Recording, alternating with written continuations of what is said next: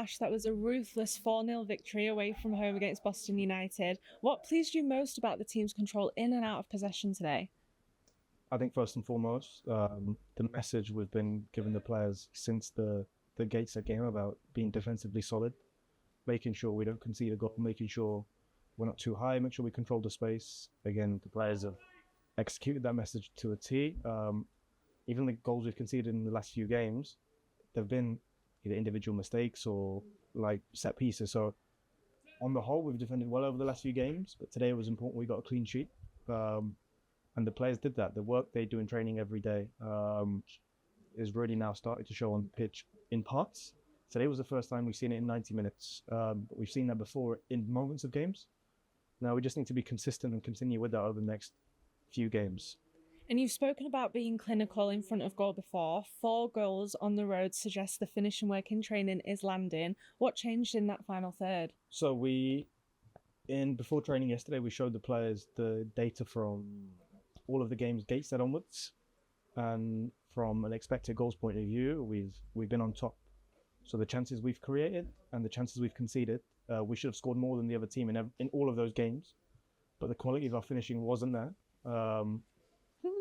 I think today we were very clinical. We didn't create actually as many chances as we did in the previous 2 games, or in the previous 2 league games, but we scored 4 goals. So from a mentality point of view, we want to be ruthless in both boxes, defend with our hearts, make sure we stop goals, but also score as many as we can. And today was a real good performance in both boxes, and that was the thing that was missing over the last few weeks.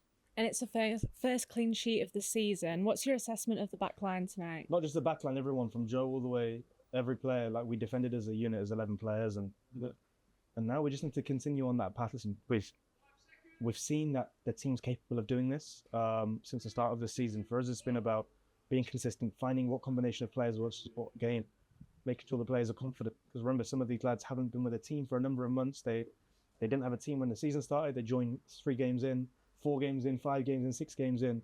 So it's been difficult for the players as well to find their rhythm. But we're slowly getting there. And as you've already mentioned, there were several standout performances from the lads tonight. How proud are you of them and their characters? Yeah, listen, without going into names now, because there'll be 7, 8 names.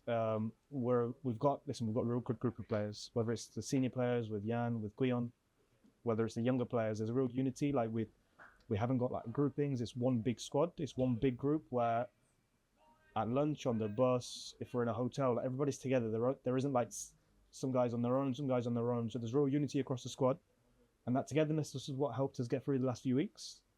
But this game's done now. Now the focus is on Saturday.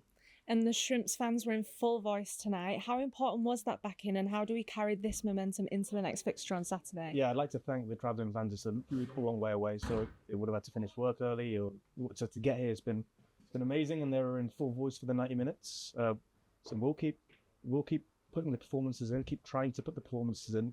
We're never going to stop working, so their support is invaluable, and we really appreciate that today, and it really helped the team.